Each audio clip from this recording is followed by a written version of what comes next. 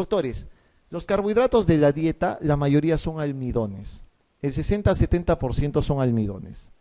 Sacarosa, lactosa y las fibras son en menor cantidad. Si les preguntan cuál es el principal carbohidrato de la dieta, es el almidón, 60-70%.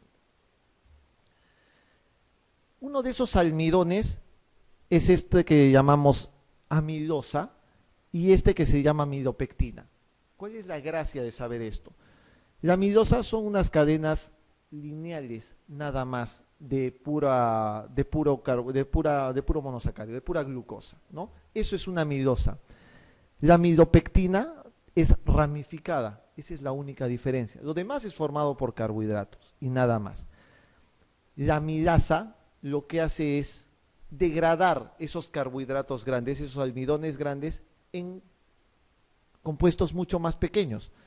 La amilasa actúa sobre la amilosa y forma, por ejemplo, cortando por acá, forma esto que se llama maltotriosa. ¿Por qué se llama maltotriosa? Porque tiene 3 glucosas.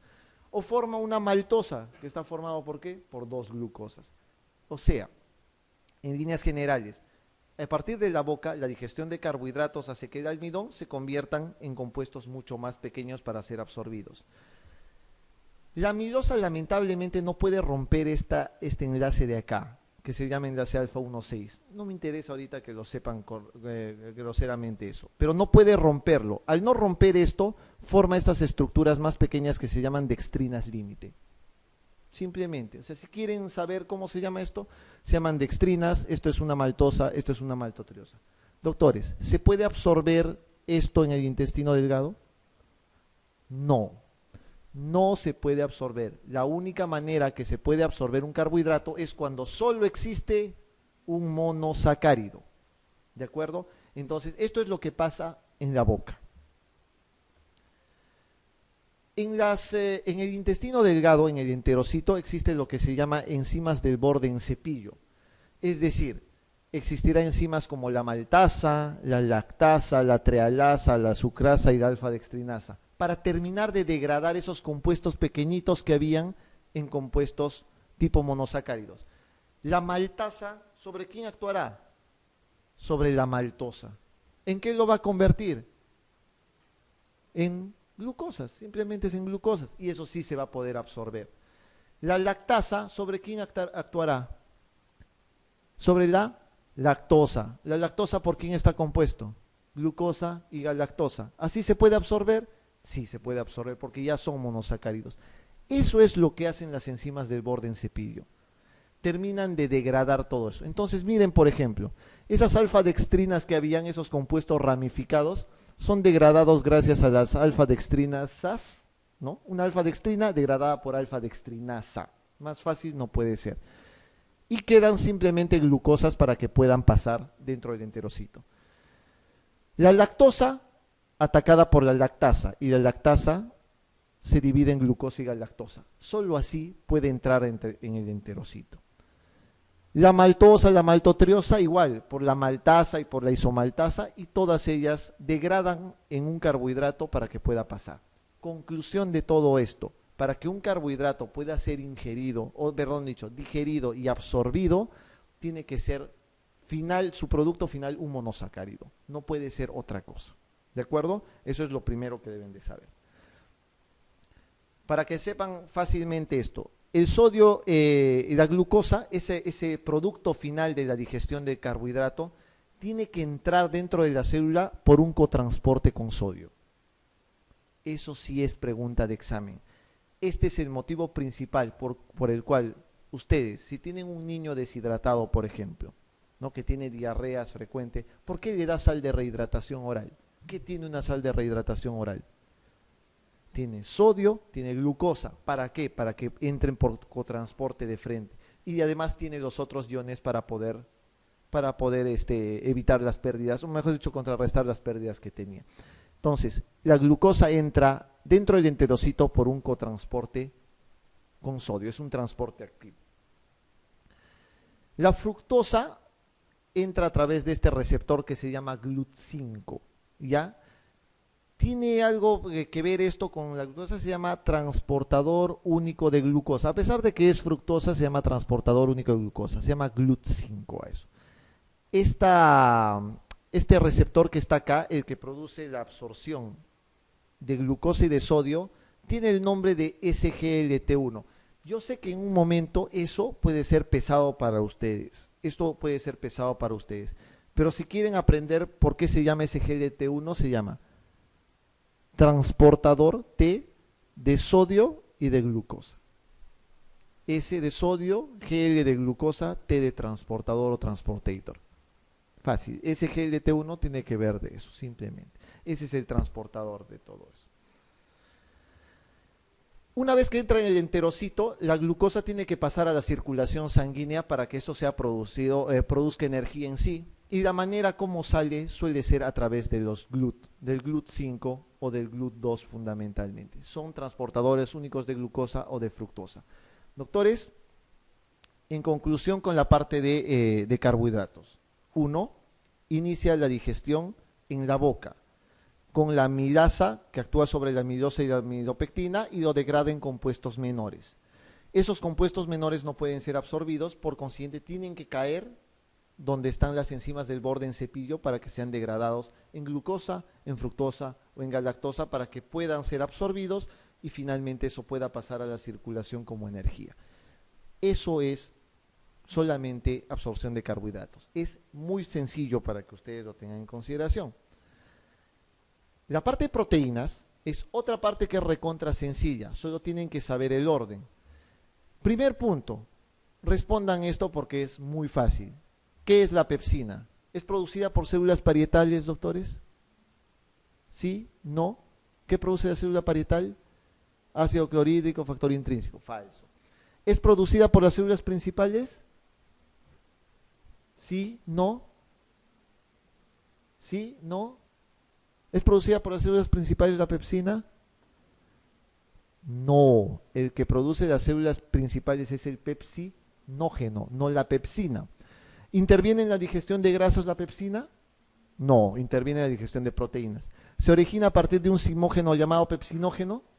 Facilísimo. ¿Se une al ácido clorhídrico para actuar sobre las proteínas? No, no se une. El que se une es el pepsinógeno, no la pepsina. La respuesta entonces es la D. No olviden esto, el pepsinógeno se convierte en pepsina a partir de ese pH de 2, básicamente, ¿no? Ya les he mostrado el video de esto, no creo que tengan mayores inconvenientes en verlo rápidamente. Ese es el video que les he mostrado de la acción del ácido clorhídrico sobre el pepsinógeno para convertirse en pepsina, para los que no han visto o han llegado un poco tarde en sí. Ya saben, las rugosidades fundamentalmente, ¿no? Las rugosidades del estómago, van a ver la glándula gástrica. Ya conocen la forma que tiene la célula parietal, que es la productora de ácido clorhídrico, y la célula principal, que es la productora de pepsinógeno. Entonces, la célula principal es la que produce el pepsinógeno, y el ácido clorhídrico que sale de la célula parietal convierte el pepsinógeno en una pepsina. Y recién la pepsina actúa sobre lo que van a ver ustedes, que son los aminoácidos fundamentalmente para la digestión de proteínas. Entonces, estos actúan sobre los aminoácidos. Ahora vamos a hablar básicamente de absorción de proteínas.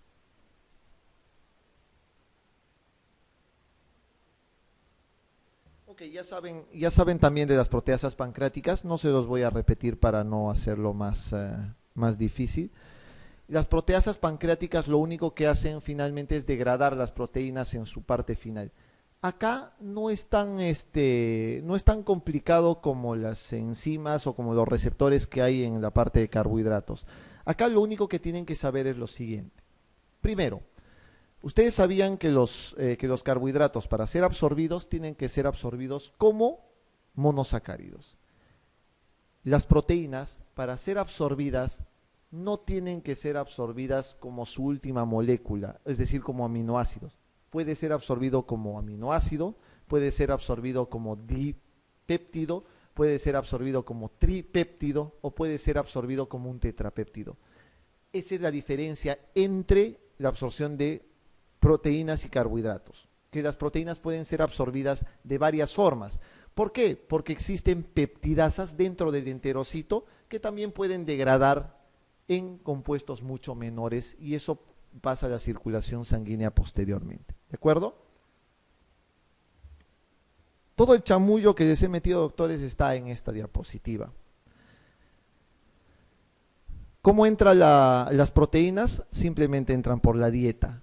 ¿Qué pasa con las proteínas? ¿Dónde empieza su digestión? En el estómago, a partir de la pepsina, que es originada por pepsinógeno, atacado básicamente por el ácido clorhídrico. Esas proteínas de la dieta se convierten en polipéptidos y aminoácidos. Una vez que pasa esto a la segunda porción duodenal, las proteasas pancreáticas que ustedes ya conocen de sobremanera, tripsina, quimotripsina, carboxipeptidasa, degradan en péptidos mucho más pequeñitos, oligopéptidos y aminoácidos, para que estos puedan ser incorporados dentro de la célula. ¿De acuerdo? Recuerden que puede entrar como dipéptido, como tripéptido, como oligopéptido, como aminoácido. Como cualquiera de esos puede entrar dentro de la célula, a diferencia de los carbohidratos que ingresan solo como monosacáridos, solo como una molécula. Pregunta 39. ¿La absorción de grasas dónde inicia? Con la acción de la lipasa a nivel de dónde.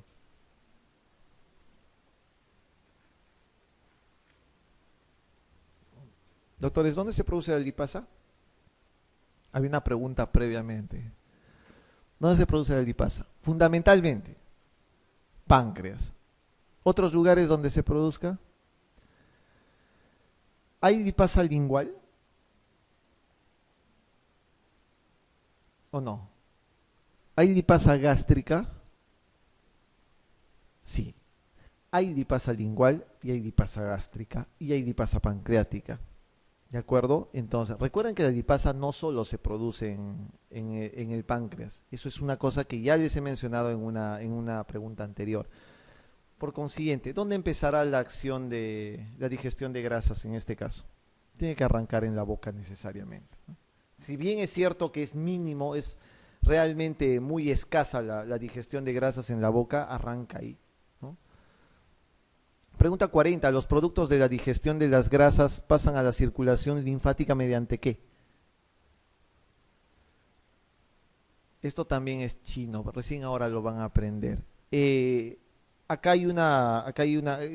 Ténganlo bien claro porque se los voy a explicar en un video para que ustedes lo tengan mejor. Recuerden que la digestión de grasas, una vez que las grasas son absorbidas dentro de la célula, para que sea liberada a la región linfática, tiene que salir netamente por exocitosis. Tiene que salir por exocitosis, ¿ya? Ahorita les voy a explicar qué es una exocitosis en este caso, por si no lo van a entender. Y el mayor componente de los kilomicrones, ¿qué será? Fosfolípidos, triglicéridos, colesterol, apolipoproteínas. Tampoco lo van a saber, así que lo van a tener claro. El mayor componente son los triglicéridos. Y una vez que vean el video, van a entenderlo mucho mejor. Doctores, esta es la última parte de la clase. Lo vamos a hacer rápidamente. Pero es mucho más complejo que la digestión de carbohidratos, que la absorción de carbohidratos y la absorción de proteínas. La digestión de lípidos, si bien es cierto, arranca en la boca, tiene varias fases. Tiene una fase de emulsificación, de hidrólisis, de micelización, absorción y resterificación. Ahorita les explico eso. Para empezar, ¿qué es emulsificación? Si ustedes buscan en el diccionario de la Real Academia de la Lengua, dice: emulsificar es tratar de tratar de juntar dos compuestos o tratar de mezclar dos compuestos que usualmente no son mezclables entre sí. Típico, agua y aceite no son mezclables, pero en el momento de emulsificar tratas de reducir al mínimo la superficie de cada uno de ellos para que pueda ser absorbido finalmente. Eso es lo que pasa en el estómago. Si ustedes comen un alimento que está rico en grasas, completamente lleno en grasas, lo que llega al estómago básicamente son burbujas de lípidos que no pueden ser mezclados con el ácido o con el agua que hay dentro del estómago, ¿no? Con el ácido en sí. ¿Qué es lo que hace el estómago? Funciona como una licuadora básicamente. Entonces, al hacer ese tipo de motilidad, ¿qué es lo que hace con estas burbujas grandes? Lo disminuye en bolitas o en burbujas mucho más pequeñas. ¿Para qué? Para que aumente la superficie de esa zona y de esa manera pueda ser absorbido finalmente. Eso es emulsificación, ¿de acuerdo? Esa es la primera parte de emulsificación, es la fase mecánica para tratar de absorber, primera parte. Luego vamos a ver la fase de micelas. ¿Qué cosa es una micela? Eso se los voy a explicar en un momento en un gráfico. Y luego vamos a ver qué cosa es la absorción y la reesterificación final. Doctores, el principal componente de la dieta en grasas, es decir, cuando ustedes comen, el principal componente graso de la dieta es este que tienen ustedes en la pantalla. Son los triglicéridos, no es el colesterol, ¿de acuerdo? El principal componente del alimento graso es el triglicérido. ¿Por qué se llama triglicérido? Porque tiene una molécula de glicerol y 3 moléculas de ácidos grasos. Triglicérido o triglicerol. Eso es, por eso se llama triglicérido. ¿Qué es lo que hace la lipasa? Recuerden que la lipasa es la enzima que va a producir la degradación de las grasas en este caso.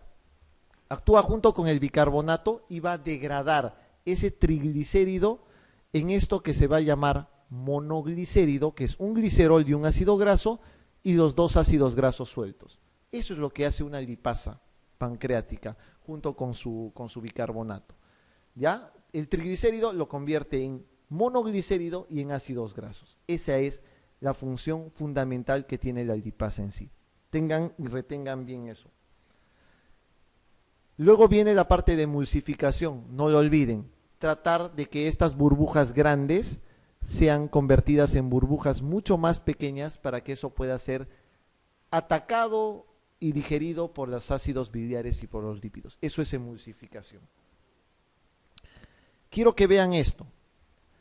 Esto que ustedes ven acá es un triglicérido, ¿ya? Glicerol, ácidos grasos, ¿no? Ese es el glicerol o triglicérido que ustedes conocen, la parte del glicerol y la parte de los ácidos grasos. Una vez que uno consume, obviamente, el alimento graso, ¿no? Vamos a ver nuevamente el triglicérido, glicerol y las 3 moléculas de ácido graso para que no se pierdan. Eso va a llegar básicamente al estómago y va a tratar de ser emulsificado. Ahorita vamos a ver cómo funciona esto. Quiero que vean bien esto. Ok, ya saben esto, el alimento ingresa acá. Estos triglicéridos llegan a la segunda porción duodenal y forman este compuesto que se llama micela. ¿De acuerdo? Si ustedes se han percatado, ¿qué es una micela? Son varios compuestos de triglicéridos y rodeados fundamentalmente por una capa ¿de qué? De sales biliares o de ácidos biliares. Eso es una micela. Eso es lo que llamamos fases de micelización. ¿Para qué sirve esta vaina en sí? La micela funciona como un transportador. Es decir, lo que hace la micela, lo que involucra el ácido graso es transportar los triglicéridos hasta el enterocito, es decir, hasta acá, para que esto pueda ser absorbido finalmente. Eso es para lo que sirve una micela. ¿Hasta ahí estamos claros? ¿Sí? Recuerden entonces, para repetir, la micela está formada por triglicéridos y una cubierta de sales biliares que funciona básicamente como transportador. Pregunta, ¿se absorberá como micela dentro del enterocito? No, no entra como micela al enterocito. Vamos a ver cómo entra. Y recuerden los grupos polares, no polares, si ustedes desean. Y esta micela obviamente va a pasar a segunda, tercera porción duodenal y tiene que llegar acá, pero obviamente es atacado primero por la lipasa para convertirlo en monoglicéridos y ácidos grasos fundamentalmente. Típicamente lo que ustedes deberían recordar es lo siguiente. Esta es una pregunta que se los voy a hacer en un momento. Una vez que tenemos la micela, que han visto que es un compuesto de triglicéridos y ácidos biliares, esto se tiene que acercar al enterocito. Y llega al enterocito, a la base del enterocito en sí, y prácticamente se rompe como si fuese un huevo. Hagan de cuenta como cuando ustedes van a freír un huevo. ¿Qué hacen? Agarran el huevo, la cáscara será el ácido biliar y lo de adentro es el triglicérido. Para entrar dentro del enterocito tiene que romperse eso. Tiene que romperse la micela. Una vez que se rompe la micela, quedará fuera el ácido biliar. y se van a soltar los triglicéridos. Los triglicéridos son atacados por la lipasa para que entre como monoglicérido y como ácidos grasos. ¿Estamos de acuerdo con eso? ¿Qué es lo que pasa con los ácidos biliares y las sales biliares que quedaron fuera? Van a llegar al hilo y se van a reabsorber. Sencillamente, circulación enterohepática. Conclusión de todo esto. ¿Cómo se absorbe normalmente un lípido? Se absorbe primero transportado por la micela hasta el borde en cepillo, se abre la micela y actúa la lipasa y la colipasa y rompen el triglicérido en monoglicérido, ácidos grasos, y así puede entrar dentro de la célula. Solo así puede ser absorbido. ¿De acuerdo? Hasta ahí quiero que entiendan bien claro eso, ¿no? Acá, ¿cuál es la respuesta? A ver, ¿cuál es el nombre de la enzima soluble que degrada el triacilglicerol en ácidos grasos y glicerol en el intestino delgado? Chocolate, glicolato, glicerol, lipasa pancreática. Congratulations, ¿no? Congratulations por la respuesta. Ok. Ya saben entonces cómo llega finalmente eso, ¿no? Ya saben que eso va a ser absorbido finalmente. Ok. Esto último que quiero mostrarles es lo que llamamos resterificación. ¿Se han visto todo eso? Hasta ahí parece un poco sencillo. Ya ingresó la grasa, los alimentos grasos como monoglicéridos, o que pasaron por acá, como monoglicéridos y como ácidos grasos. Una vez que llega acá, el retículo endoplasmático rugoso va a formar lo que llaman apoproteínas. ¿De acuerdo? Retengan eso. Retículo endoplasmático rugoso forma apoproteínas. Aquí en el retículo endoplasmático liso, el monoglicérido y el ácido graso que había ingresado inicialmente se vuelven a juntar y van a volver a formar triglicéridos. Es decir, toda la chamba que ha pasado afuera de digerirse, romperse para que pueda pasar, vuelve a juntarse nuevamente acá en el retículo endoplasmático rugoso. Perdón, en el retículo endoplasmático liso. Y vuelven a formarse triglicéridos. Otra vez. Eso se llama resterificación. ¿De acuerdo? Eso es lo que se llama resterificación. Que nuevamente el monoglicérido que entró, el ácido graso que entró, se convierten nuevamente en triglicéridos acá. ¿Qué se va a unir a esos triglicéridos que se formaron? Se unen los esteres de colesterol, se unen las apoproteínas que están formadas acá en el retículo endoplasmático rugoso y forman una estructura que se llama kilomicrón. Eso es un kilomicrón. ¿Qué es? El triglicérido, los esteres de colesterol, los fosfolípidos, una cubierta de fosfolípidos y finalmente las apoproteínas de acá. Todo eso es la resterificación. Solamente como kilomicrón, doctores, puede ser transportado dentro de la célula. Acá en el aparato de Golgi forma vacuolas y es como vacuolas y como exocitosis que es eliminado hacia la linfa. ¿De acuerdo? Esto es una exocitosis, si se dan cuenta. Una vacuola del aparato de Golgi, varios kilomicrones y eso es liberado por la membrana vasolateral hacia la linfa. Doctores, el carbohidrato y la proteína, una vez absorbidos, van a la circulación sanguínea. Los lípidos no van a la sangre, los lípidos van a la linfa. Por eso van por exocitosis hacia la linfa y por exocitosis, no lo olviden. ¿De acuerdo? Eso es importante.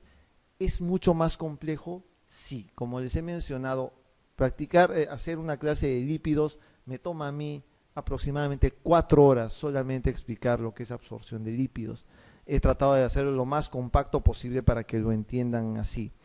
Ojalá que en este video se pueda entender algo mejor. Claramente lo que van a ver acá es ya prácticamente la parte esterificada, es decir, ya entró el monoglicérido, ya entró el ácido graso dentro de la célula y se han juntado y han formado los triglicéridos. A eso se va a unir esto que llamamos apoproteína B, que está formado en el retículo endoplasmático rugoso y que se va a unir a esa parte resterificada. Esa parte de kilomicrón va al aparato de Golgi, que es este, y forma vacuolas, ¿no es cierto? Y estas vacuolas tienen esto, kidomicrones dentro, y salen por la membrana vasolateral como exocitosis, pregunta que les he hecho. Y eso va directamente a la linfa. ¿De acuerdo? Eso es lo que quiero que tengan claro.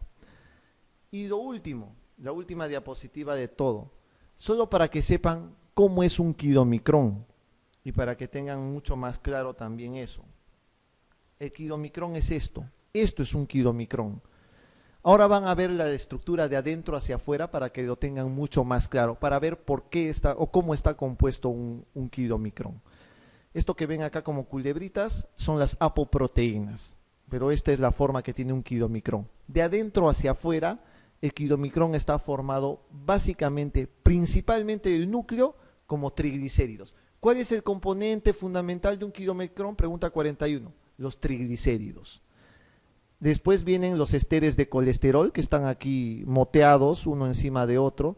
Luego vendrá simplemente el colesterol libre que entra simplemente como clavitos uno encima de otro. Ahí vean el ester de colesterol y el colesterol libre, ¿no?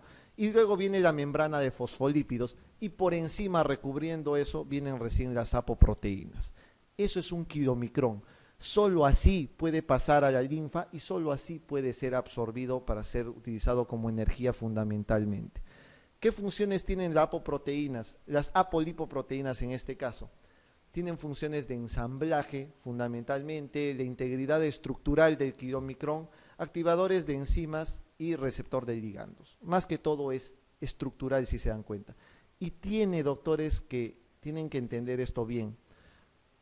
El HDL de colesterol, el LDL de colesterol, el colesterol del VDL, el LDL, todos ellos son de la misma estructura de un kidomicrón. Todos tienen absolutamente lo mismo. ¿En qué se diferencia el HDL, LDL, VDL de un kidomicrón? Básicamente en el tipo de apoproteína que contienen y en la cantidad de esteres de colesterol y en la cantidad de fosfolípidos que tienen. Pero fundamentalmente eso es un kidomicrón en sí. Solamente así como kidomicrón, esto puede pasar a la linfa y solo así es convertido en energía. ¿De acuerdo? Listo, doctores, muchas gracias entonces por su atención. Nos vemos en la siguiente clase.